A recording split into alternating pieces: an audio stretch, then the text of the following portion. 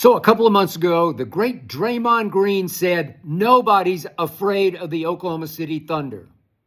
Are you afraid now, Draymond? A couple of weeks ago on my show, the great Paul Pierce said, nobody's scared of the Oklahoma City Thunder.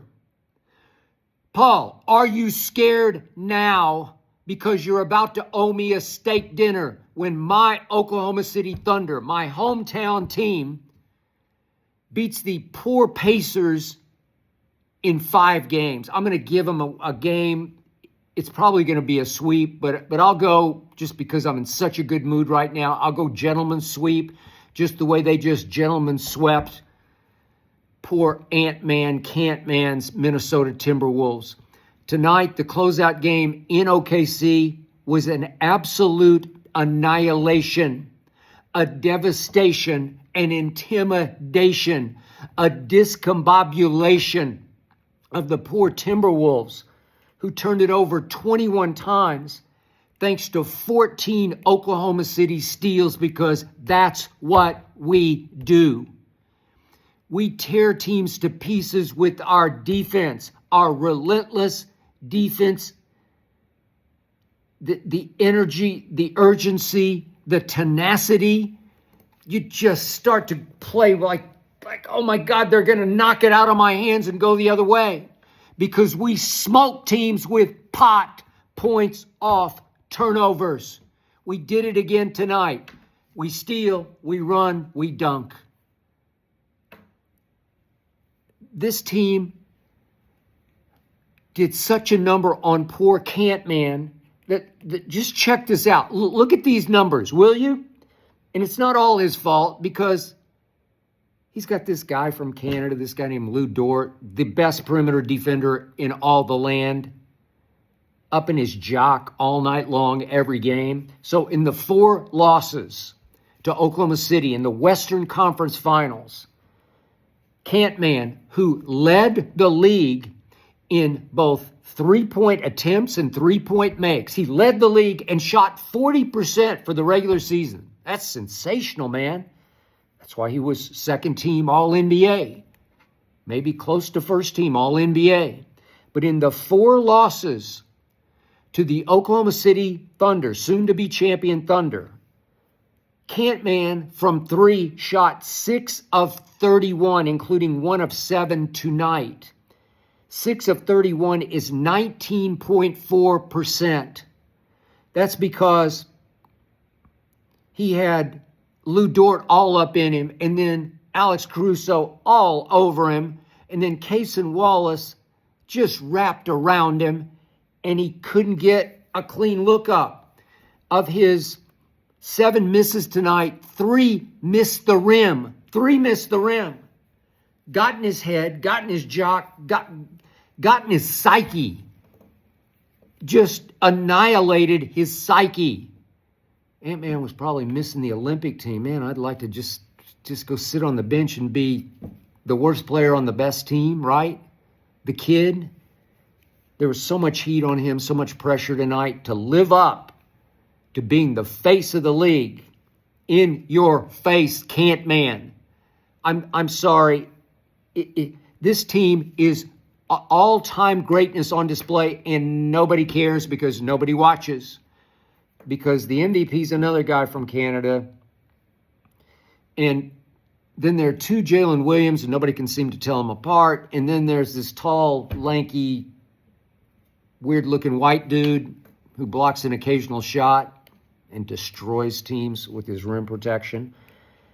The Oklahoma City Thunder in the regular season put up all-time great numbers. No one has ever won a conference by 16 games, and they won the Western, the better conference, by 16 games, and nobody noticed and nobody cared that these nobodies from nowhere, my hometown of Oklahoma City, did that. They shattered the record of the 1972 Los Angeles Lakers in point differential. Just your margin. How many more points do you score than your opponents? They shattered the Los Angeles Lakers of 1972's record this year, and nobody noticed and nobody cared. SGA isn't just the MVP. Everybody thinks, well, it's a fluky. He just sort of won the MVP because they were the best team record-wise. No. He's not just the MVP. He's turned into the best player in all of basketball. I dare you to tell me I'm wrong. The most valuable player in so many ways. He led the league in scoring. He was number one in defensive win shares. He is as disruptive on defense as anybody. Just steals balls right and left. And as the leader of this team, his leadership right now in all sports is unmatched. So is he, I'm talking about a more impactful, just a better all-around player. He's better than these players right now. Here's the first team All-NBA. He's better than Joker, better than Giannis, definitely better than Jason Tatum, and definitely better than Donovan Mitchell. Second team, Ant-Man, stop it. So now they played 4 in the regular season, 5. So they played 9 times. 8 out of 9 times, SGA completely outplayed Ant-Man, Campman. 8 out of 9 times. Right now, SGA has become better than Jalen Brunson or Steph Curry in his dotage, or Mobley, or there's one other second team All-NBA, LeBron James. I know he's age 40, year 22, but he was really good this year. But he ain't no SGA MVP. Third team, Cade Cunningham, James Harden, better. Cat, come on, SGA's way better, more valuable, better on both ends. And then there's one final member of the third team.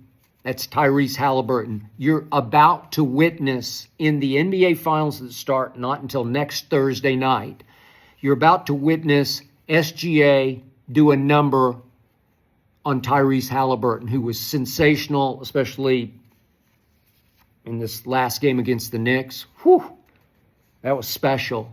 I'm still rooting for the Knicks because I just want my Thunder to do a number on Stephen A. and Spike Lee's Knicks. That would give me more pleasure, more satisfaction than anything that could happen in all of sports.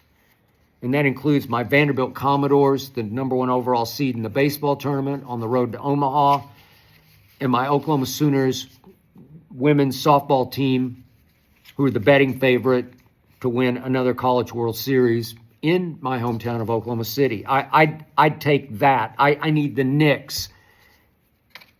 Please, Knicks, let's pull one off at home. Let's get it to Game 6, and the heat, the pressure will start to build on the home team. And you do have in your back pocket a Game 7 at home. That's what I want to see.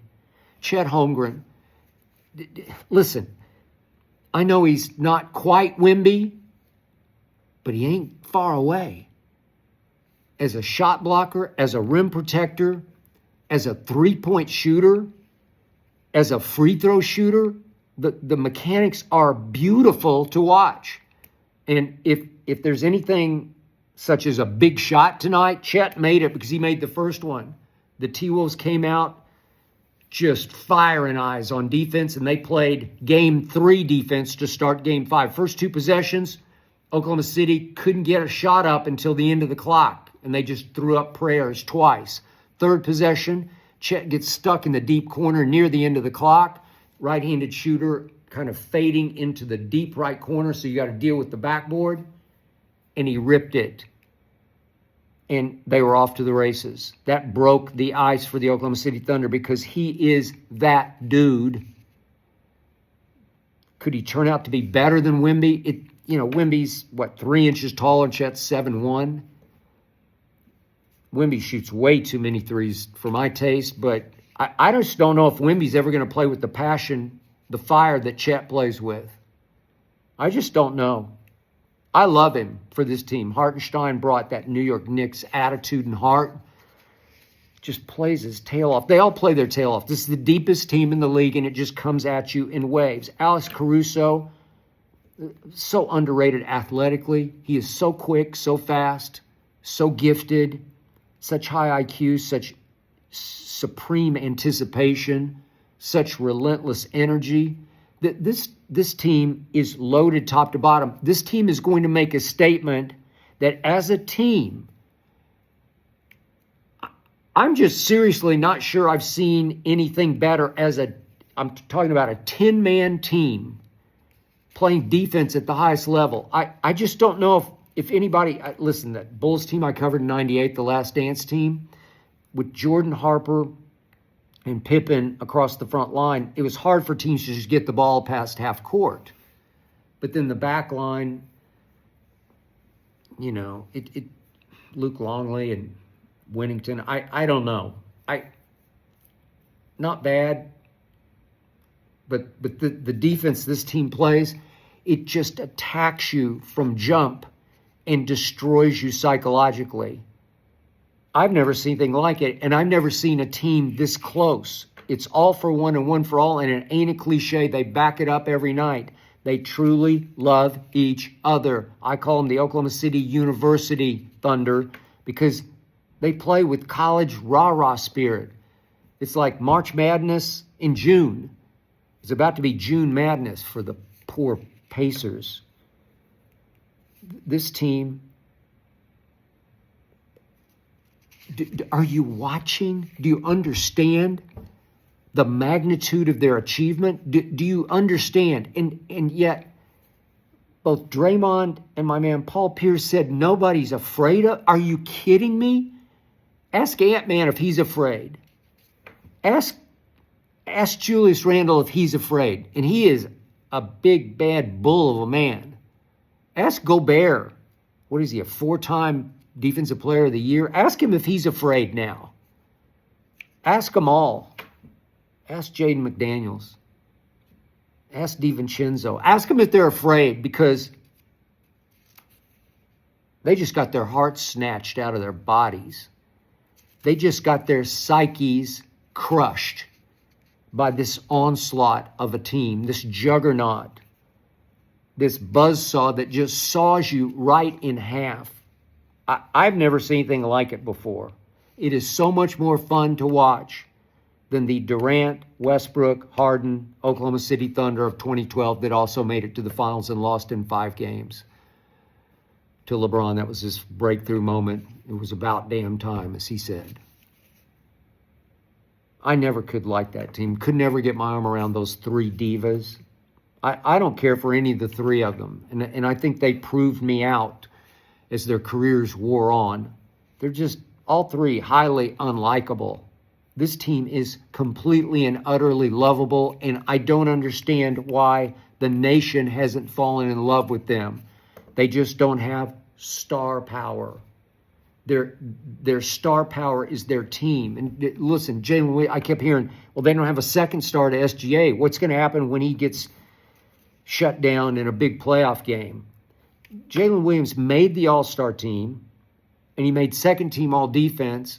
And he's not just a second star on any given night. He's a co-star. In that big Game 4 win, he was the star in that game, and on any given night, he can do that. They got 2 superstars. That's what they have. And they got Chet, and they got all those defenders coming at you, scratching and clawing the basketball out of your hands. I've never seen anything like it before. I hope you give them a chance in the finals. They're about to demonstrate their all-time greatness. I hope they sweep the Pacers. I hope they take it up one more notch and prove what I was saying from the start. The NBA Finals was against Denver previous round. I said it, I tweeted it again and again. That's the finals. Poor Pacers. I pity you. And I pity you, Draymond. And I pity you the most, Paul Pierce. Because let's do Mastros in Beverly Hills. It's on you. Congrats to me. Congrats to my Oklahoma City Thunderbolts.